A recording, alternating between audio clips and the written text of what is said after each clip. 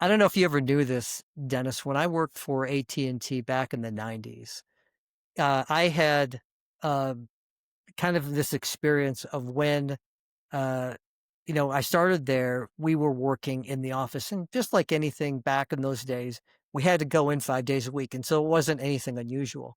But along the way, they made this initiative for us to get out. They kicked us out of the office, which was really kind of disconcerting for me, right? Yeah. And and I remember my boss telling me because I kept coming back in.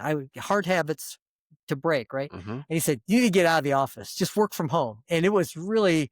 I was a little bit, I have to say, a little bit frightened about the idea of doing that. But certainly after a while, it didn't take that long. I really enjoyed working from home. But today's environment is completely different. Yeah. Now it's like trying to get them back is a challenge. I mean, you know, you and I live in the world. We both work from home, and it's like Hmm. if you told me I had to go back into an office 5 days a Oh week, gosh. that would be a hard one for me. Yeah. Because I've gotten used to this environment that I've created here. It's chaos behind me right now because we moved, um, but then there's others that if you have small children or you don't have that workspace where you live, the office still may be a good option for you. But I think the world we've gone, from one extreme to the other, and the pendulum is kind of going back the other way. But I still think you and I've talked about this before. I think the hybrid model is still the best. I mean, Hmm. because anytime you can give employees some control or freedom of their time, it just makes them more productive. I mean, I still will advocate that working from home is more productive for most people Hmm. if they, you've got to, if you're not a good worker or you're sloppy, you're going to be sloppy at home or in the office.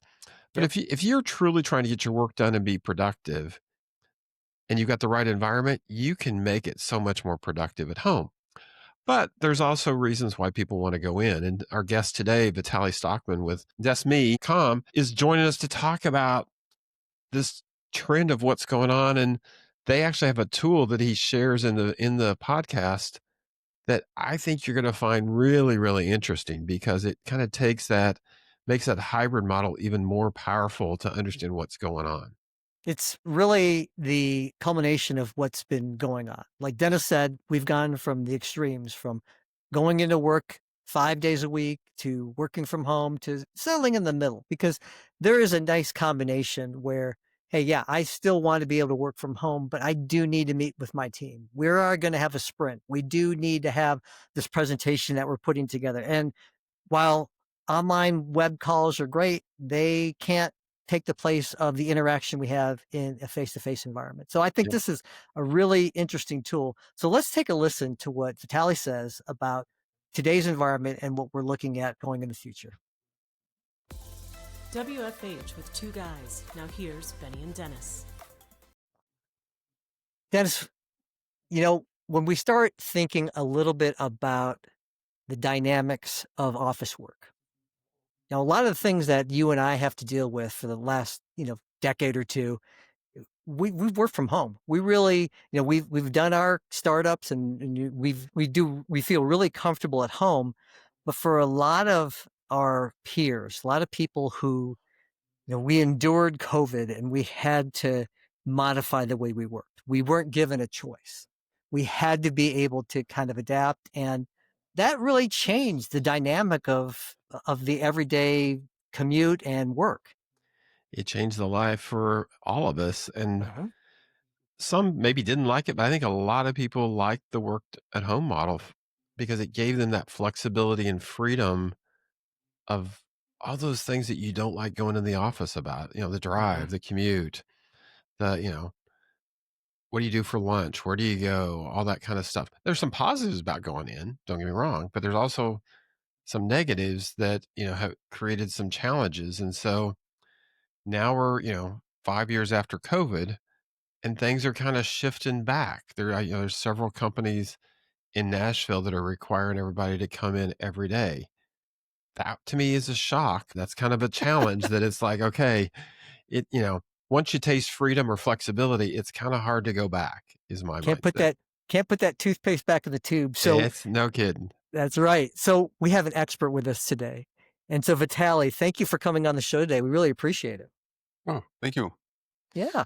Uh, So talk to us, Vitaly, about Dennis and I have talked a number of times in the podcast about how the dynamics have changed, and we a lot of people really fell in love with the idea of working from home, and that forever changed the dynamic because once people had that, like Dennis had said, we really don't want to go back to that model. But there are certain instances where it is necessary for us to maybe not have someone come in every day into work, but create a hybrid approach in terms of the way that employees, can work and the ability to commute. How's that kind of changed today?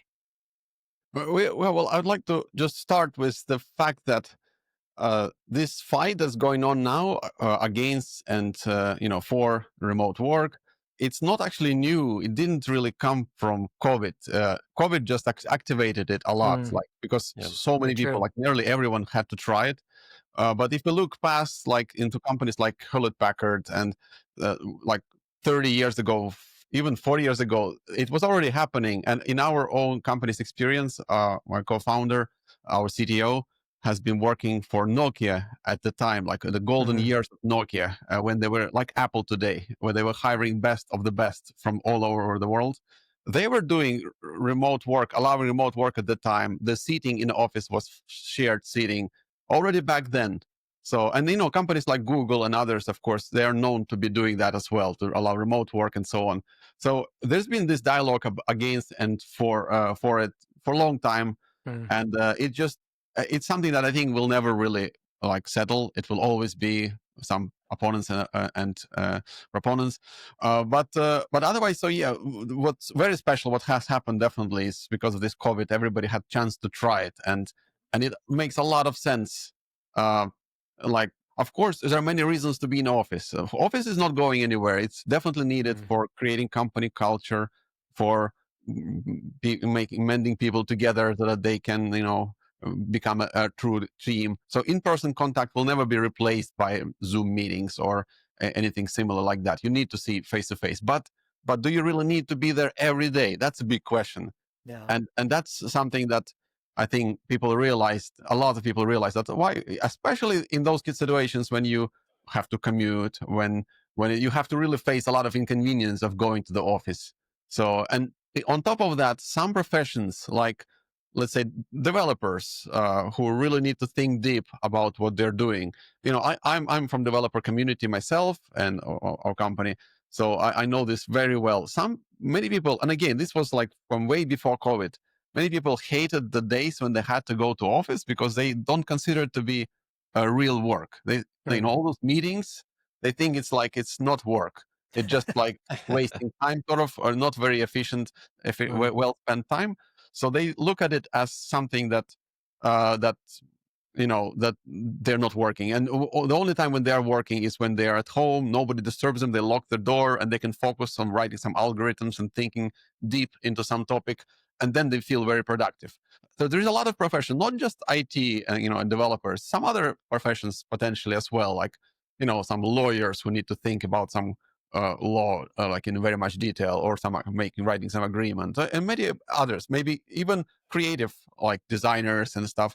They have to really focus to have this creative drive and not be distracted by Yeah. coworkers who are jumping in and want to talk about weather and stuff like that. So it's many realize that, and it's become a much bigger trend. And so of course there is a pushback, but I think it's still a much bigger trend than it was before COVID. So it has spread a lot, and offices have had to adapt Yeah. And I think, to this I think reality.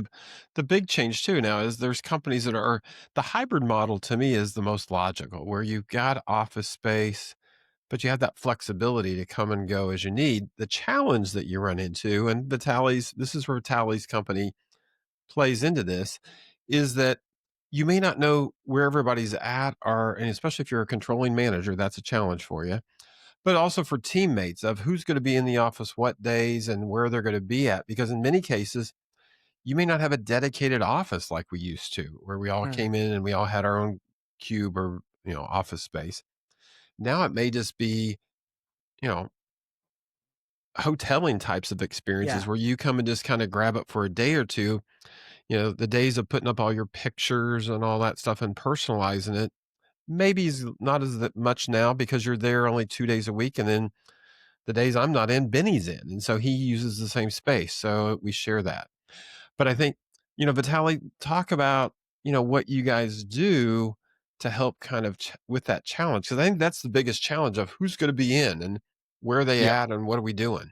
Yeah. So as a result of that, many people, practicing remote work. What happens to Office? Obviously, you have a lot of free seating. Like if Office hasn't reacted to this change, that means they have still dedicated desks, most of them, and people are not there. So it has a lot of effect. Of course, first effect is inefficient utilization of office space. Like it just because you have a lot of office and you usually want to keep it, so it becomes empty. In some cases of our customers, is like 20-30% occupied on average, which is quite crazy if you think about it, how much office Mm. costs in a nice area.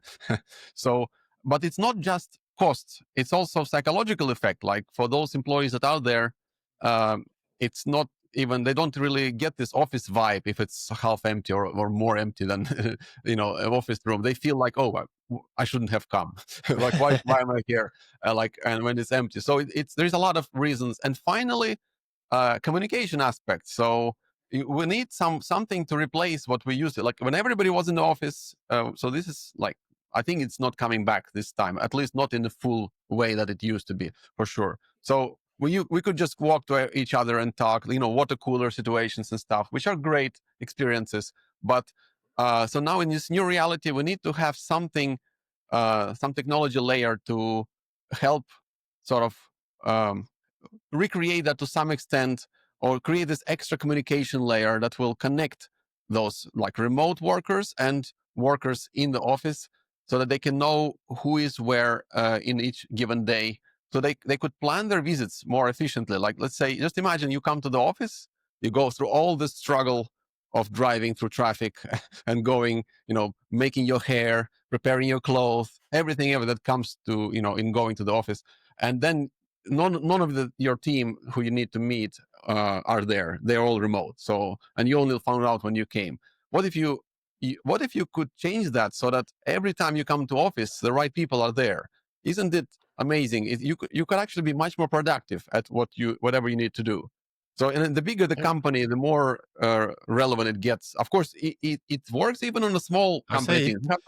Yeah, even small ones. I mean, because you just never yeah, know who's going to be in or not. And it's like, it's your point. yeah, yeah, People will make the commute in and they get there and find out that the two or three people they need to meet with aren't coming yeah, in. And it's like, okay, if I had this tool that told me kind of, hey, who's planning on being in the next 2 or 3 days, then you yeah, yeah, could yeah. plan your activities accordingly. Because I may need to go in because I see Benny's going to be in, and we could do a call remotely, but being in person, we could be definitely much more productive. Yeah.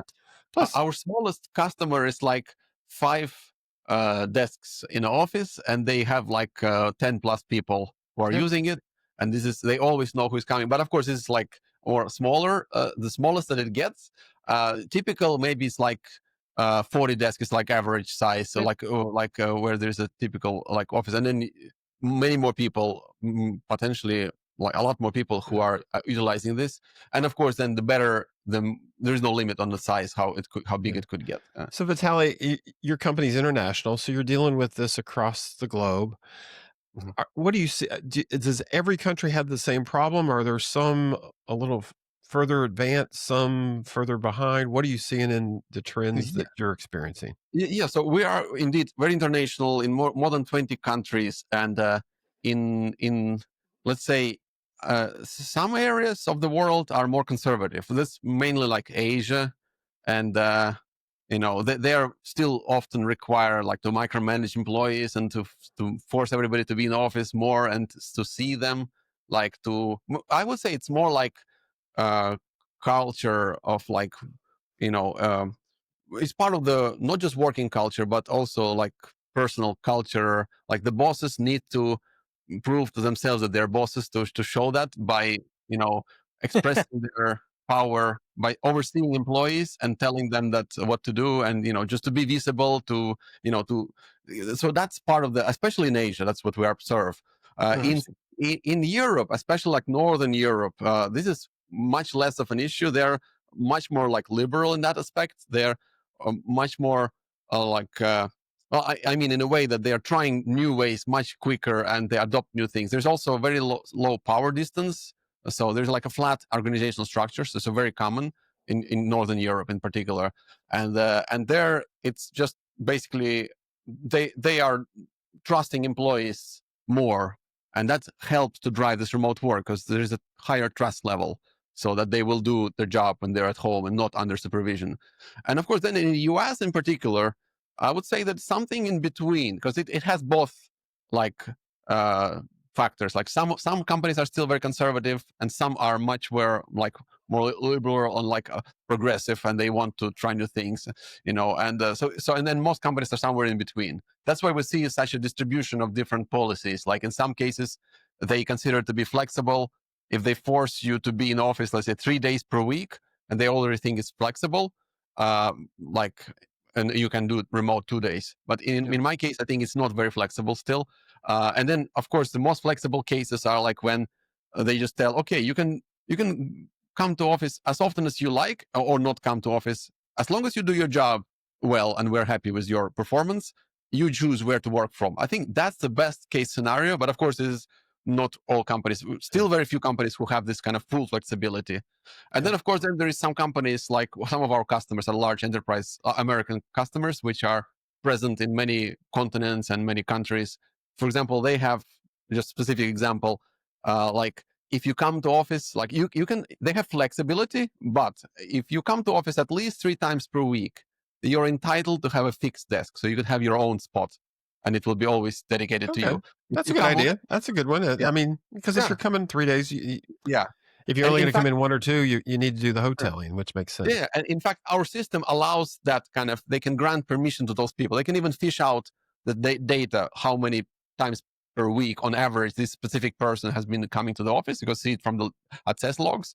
And then they will say, okay, these people who have reached this threshold, they are given this privilege to have a fixed desk. And they can actually do it themselves. Not even HR need to like assign those desks. So The people it's like can, a shopping program. It's like yeah, if like when you go to Chick-fil-A, you get points. So if you show up, you yeah, get points, and if you get something points, like that. you're in a workspace. There you Sort of go. Make it fun. gamified access, the gamified privilege. But then you can sort of book any free desk permanently, and it stays yours. And then, on addition to that, you can also change it later. Let's say you decided to sit on a different floor in different department. You can also change your fixed desk without HR like having to do anything, because you can just change it, and then the previous desk gets released. Yeah. So we can Cool. even do that, or then you can, on top of that, just book some desks just for this one specific day. So Perfect. yeah, Awesome. So, so That's cool. That's let me powerful. let me let me ask Vitaly, because yeah, as you and Dennis were talking, I'm just kind of thinking through this. It seems like what's the end result we're seeing? Are we seeing increased productivity, the ability to really manage the office space, right? Dennis and I, we were talking about this story when he came out here and visited me in Denver, and one of the partners that he works with had this humongous office that they had rented, and it literally was like, I don't know, Dennis was like 10 or 20% occupied, or like Yeah. very, it was cavernous. And so it seems to me like this type of solution, and I think as a business owner, business driver, that I would be able to really uh, uh, determine what type of floor plan I need. I would, instead of me maybe having 20,000 square feet, maybe it's 10,000 square feet, maybe it's even smaller than that. yeah. Are you seeing gains like that, being able to use your solution? Yes, exactly. That's what we're seeing. Some customers, let's say, they often don't cut as aggressively as they could, just because often they want to keep this office still available for everybody, even once a year only together, all Uh-huh. together, because it's sometimes hard to get such very nice locations back. But then that's another thing, by the way, with systems like what we can make happen, we can even allow you to share part of your office, and not with anyone, but let's say with your trusted partner, who is like your neighbor. and you can then minimize the cost without giving up the office. It's possible. But then, of course, yeah, we have some customers. Let's say one customer that had 7 floors of office, and they noticed from using DeskMe system that okay, they have very low utilization, and they just modestly given up 1 floor, and they are saving like 50,000 Yeah. per US dollars per month for because of that. Yeah. So it's just Yeah. one example. It is definitely happening. Yes. Well, and Benny, I think the other thing too is that historically, many of the offices were offices and cubes and not as much meeting space. Vitaly, we were talking about this before we started recording. Mm, Now it's you may still keep the same space, but you bring in an interior design team to help redesign the whole floor plan so Yep. that instead of 60% office space, maybe it's 30% office space, but the 70% turns into different types of meeting rooms because now you're going to need to have that hoteling space. You're going to need to have that space where someone can go in and do a phone call because in the past they may have gone into a conference room that was for 20, 30 people to make a phone call. Well, that was probably Yeah. not the best use of that space. um, yeah. so it's like, okay, how can you reconfigure and make it more useful, and then with Vitaly's tool, how do you even make Mhm. it even more productive? And you may have it where, to your point, Vitaly, you may have another company on the floor and you share the spaces and make it even more robust and bigger for meetings and all that kind of stuff because you're not competing with them. You're just using the space more effectively. And I'm in Atlanta now, and I mean, I was reading yesterday the downtown market of Atlanta. I think they said is about 40% vacant. Well, it's not that Mhm. people have left per se, it's the fact that people are remote, and so where they used to take a whole building, now maybe they only take a third of the building, and that and Right. people aren't backfilling those spaces like they used to because people want the more remote experience. They probably want more of a campus environment type of feel. They want all the amenities. They don't need just a building that had cubes and office space, and Well, that's a challenge. I'm curious, Vitaly, would you mind maybe kind of showing us, maybe Yes. how it would work? I'm curious about this. So Yeah, yeah, absolutely. We'll be glad to. So actually, I will show you some to address your questions about the the floor plan and layout. So what you can now look at, what you see now is a DeskMe interface. So DeskMe is our company name, and so we can make your office look like this in an app that you can just open in a second on your phone, and you see your floors floor by floor just like this, and then you make a booking for either a desk or meeting room in just a few taps, and like max 5 seconds interaction, and you close it and you back to your other business. So we aim to minimize your interaction with the system so that you don't even have to think. But about the floor plan question, so yeah, we visualize floor plan, and that's why we know what's happening in layouts, office layouts, and there's definitely distinctive changes happening. So the number of desks is reduced because of even as companies hiring more people, they could still reduce number of desks because of this remote work, and switch to shared desks. Often also we notice that companies are making offices more fancy, so they want to attract people to come to office more often, so hmm they're actually investing more into making office more comfortable.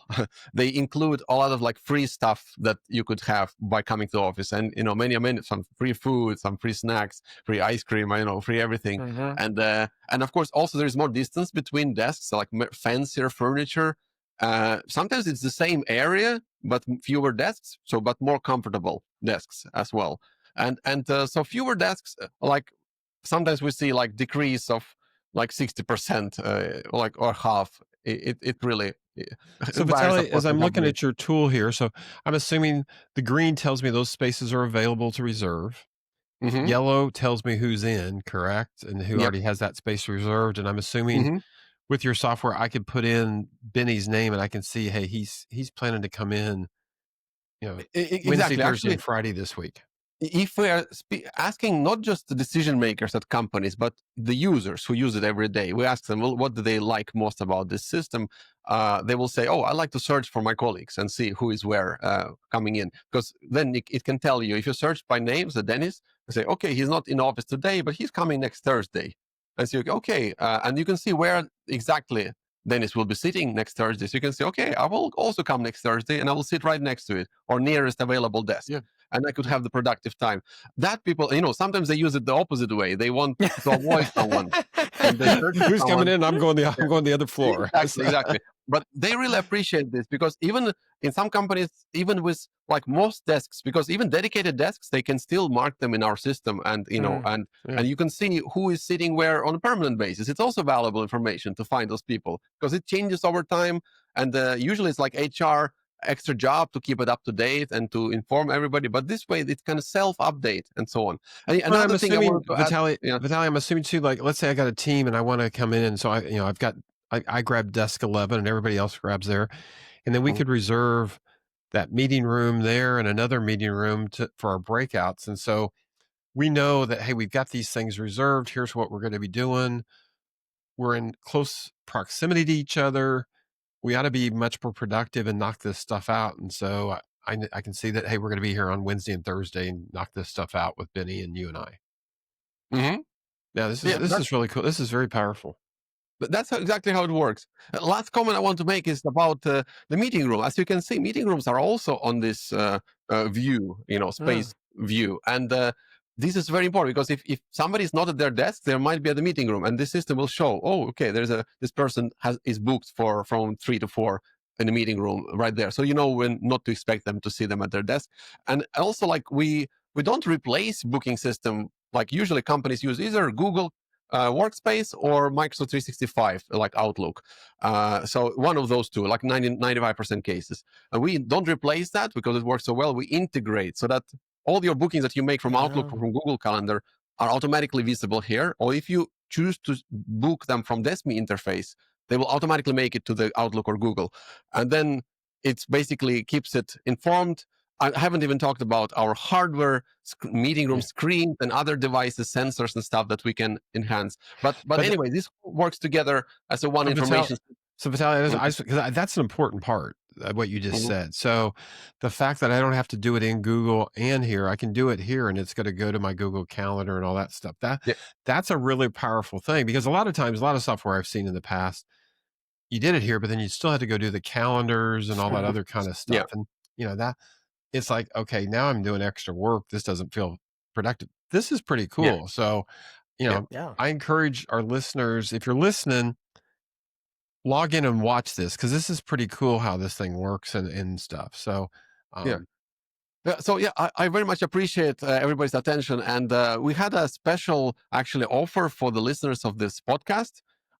So if you go to our website desme.com and sign up, and in a message you mention the podcast that you learn about Desme in the podcast, you will get 6 months free of Desme service. So and there is Hmm, no startup cost. You can just experience it without extra cost without any cost on a software level for half a year. That's we haven't actually that made such offer before, so it's very special. wow. that's a great offer. I mean, seriously, because I mean, this is powerful. And that gives you because a lot of times people will say, "Hey, you get 2 weeks. You can't experience something like this in 2 weeks. 6 months though gives you learn the power of this thing. You start seeing the value. So, Yeah, this is it's, awesome. Benny, anything yeah. else you want to ask? No, I think this is such an impressive system, and I think for those companies, and Dennis, it kind of brings me back to the time a couple decades ago when I first met you. And you were in charge of this gigantic Yep. building, and for those who don't know, Dennis and I have a history because Dennis was my client a couple decades ago, and part of his role and responsibility was he was in charge of this gigantic building over in Nashville, and to me, it was overwhelming, but Dennis was able to handle it. I think something like this probably would have helped you quite a It would bit. have made life even so much better because we had moved to an open floor plan, and so Mm, people they had their dedicated spaces, but we've switched from offices to tons of meeting rooms. yeah, And we had a tool that you could reserve the meeting rooms, but you didn't know who was in the meeting. So that was always, but this would have been so much more powerful. And yeah, because we had 400,000 square feet. So it was a lot. And I mean, it's people were big, scattered all, and you would beautiful, spend yeah, not hours, but a lot of time walking around trying to find people because they a lot of times wouldn't be at their desk because they needed to have a call somewhere. And if you knew where they were at, would have been so much more productive and helpful. So yeah, I can speak to those that are in buildings, that need to know where people are at, I would encourage you to reach out to Vitaly and his offer of free 6 Yeah, free months. That's powerful. that's pretty So amazing. I Yeah, hope Vitaly, I hope you get some listeners calling in or yeah. reaching you at deskme.com. Thank you so much. I really appreciate it. Yeah. Vitaly, thanks for coming on on the podcast today. Best way for people to get a hold of you, is it at deskme.com? Yes. Also, you could reach me by email, Vitaly@desme.com directly. I will answer any requests. Uh, we will help you start it, and actually can just give you a consultation call as well, just to check your situation and what's more relevant for you. Yeah. Yeah. I Vitaly, think it's again, thanks so much. Listeners, Vitaly's the CEO of DeskMe, so you've got the head person there. So reach I out to got the him, top. give him a holler because I think they've got a great tool. I think you'll find it valuable and make your team much more productive. Thanks for stopping by today, Vitaly. Thank you, Dennis. Thank you, well, I really appreciate it. Yeah. Looking forward for watching your podcast. By the way, Sounds Well, thank good. you. always. Yeah. Right. Have a good one. You've been listening to WFH with two guys. We'll see you next time.